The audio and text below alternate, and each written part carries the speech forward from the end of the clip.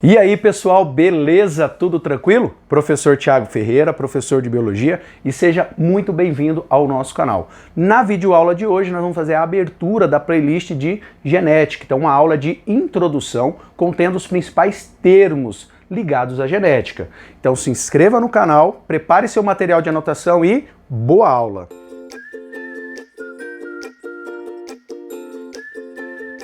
Galera, é com muita felicidade que a gente inaugura hoje a primeira aula da nossa playlist sobre genética.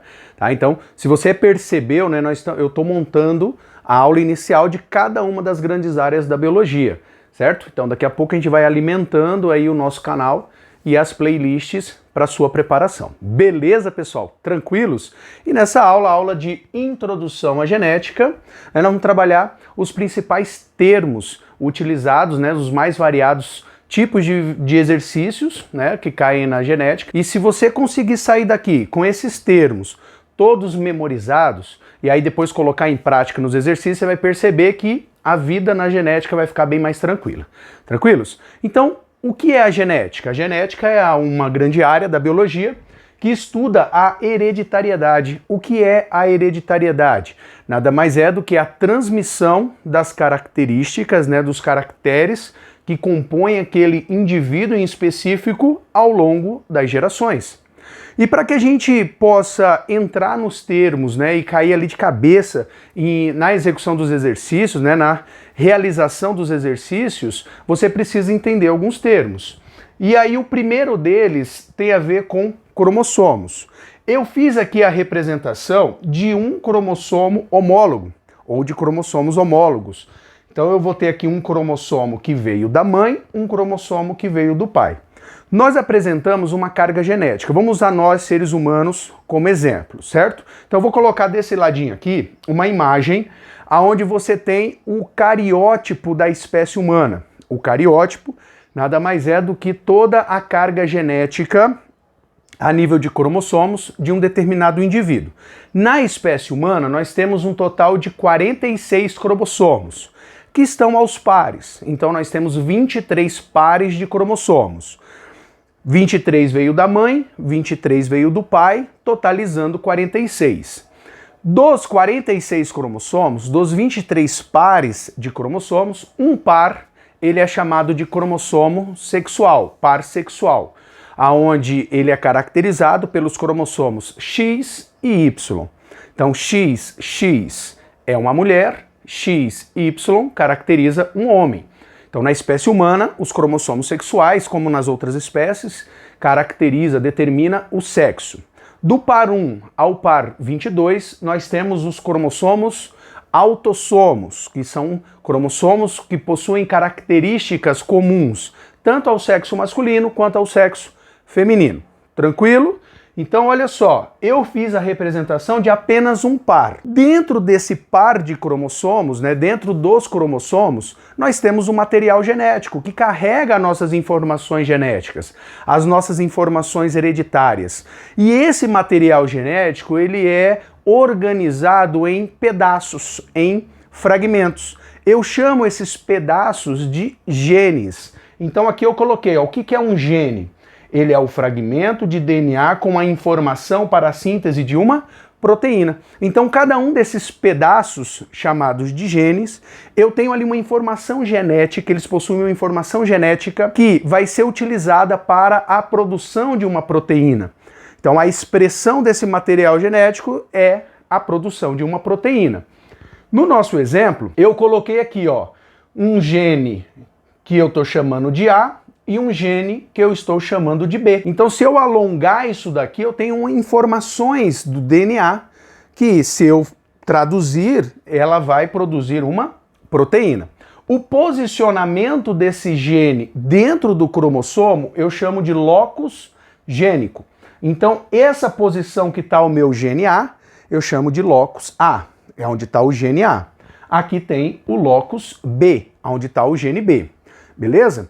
Eu coloquei um exemplo aqui de duplicação, para você não confundir. Porque é muito comum cair em alguns exercícios usar esse tipo de simbologia e aí você vai se confundir. Então, após a duplicação, como é que fica? Aqui eu tenho a duplicação, que é forma-se uma cromátide irmã, né, naquele cromossomo original. Então aqui era A, azão, aqui ficou o azão. Aqui era Bzão, aqui ficou Bzão. E o outro cromossomo também duplica. Azinho, azinho, Bzinho, Bzinho. Isso é muito importante, principalmente quando a gente for estudar meiose, associada ao processo de genética, né, a formação dos gametas. Tranquilos? Então o gene, tranquilo, loco gênico, local onde eu encontro o gene, tranquilo. Agora, cada gene nosso, ele possui versões. Então a gente chama de genes alelos ou simplesmente alelos as versões de um gene. Essas versões de um gene, elas irão determinar características no indivíduo. Então, por exemplo, né, o albinismo. O indivíduo albino, ele tem um gene que é caracterizado pela presença de um alelo azinho e ele tem que estar em dose dupla, azinho, azinho. O indivíduo normal para o albinismo, ele tem que ter a versão azão. Pode ser em dose dupla ou com o recessivo, mas ele tem que ter o azão. Então a gente chama de alelos as versões dos genes. Então aqui tem o alelo azão, o alelo azinho, o alelo Bzão, o alelo Bzinho. E aí, já aproveitando essa oportunidade, esses genes alelos, eles são reconhecidos por serem chamados de alelo dominante ou alelo recessivo. E aí eu coloquei aqui, ó, alelo dominante manifesta sua característica em dose simples. Então o alelo dominante vai ser chamado de dominante quando ele, apenas na presença de uma das versões, só ele já caracteriza, ele já consegue expressar aquela informação. Igual eu falei, o albinismo, o indivíduo normal, ele basta ter o azão. Ele não vai ser albino. Entenderam isso? Então eu coloquei aqui, ó, azão, traço, porque não importa com quem ele tá. Basta ele, né, para apresentar aquela característica. Isso se a gente estiver falando de dominância completa. Então mais para frente a gente vai abordar um pouco essa informação. Por enquanto, guarda isso. O alelo recessivo vai ser aquele que ele manifesta a sua característica em dose dupla. Então ele precisa estar em dose dupla para que ele possa expressar a característica que está relacionada a ele. Então o indivíduo albino, ele é azinho, azinho, certo? Então ele precisa estar caracterizado como azinho, azinho. Então aí eu tenho o alelo dominante e o alelo recessivo. Como a gente recebe parte da informação da nossa carga genética da mãe e parte do pai, então a gente vai ter a dupla de alelos, certo? Com isso, a gente forma o que nós chamamos de genótipo. Genótipo é a constituição gênica, é a constituição genética do indivíduo. Então é quando eu formo os pares de letras. Então eu posso ter azão, azão, eu posso ter azão, azinho e eu posso ter azinho, azinho. Beleza? Então é mais popularmente chamado de pares de letras. E o fenótipo é a expressão do genótipo mais os fatores ambientais. Então, quando eu falo de fenótipo, eu estou falando da expressão do gene, tá? Então eu estou falando o que representa aquele gene. Eu falei que azão alguma coisa é um indivíduo normal. Então ele ser normal para o albinismo é um fenótipo. Ele ser albino é outro fenótipo. E ele pode sofrer a influência de fatores ambientais. Isso vai ser muito comum nos exercícios. E aqui, ó, estão dos momentos de maiores dúvidas para um aluno quando ele se depara em exercícios de genética, tá? E quando a gente fala de genótipo, né, a constituição das letras, eu posso encontrar um indivíduo que apresenta as letras iguais, eu chamo de homozigoto. O indivíduo homozigoto, também chamado de linhagem pura nos experimentos de Mendel, que nós vamos ver nas aulas posteriores, tá? Ele tem letras iguais.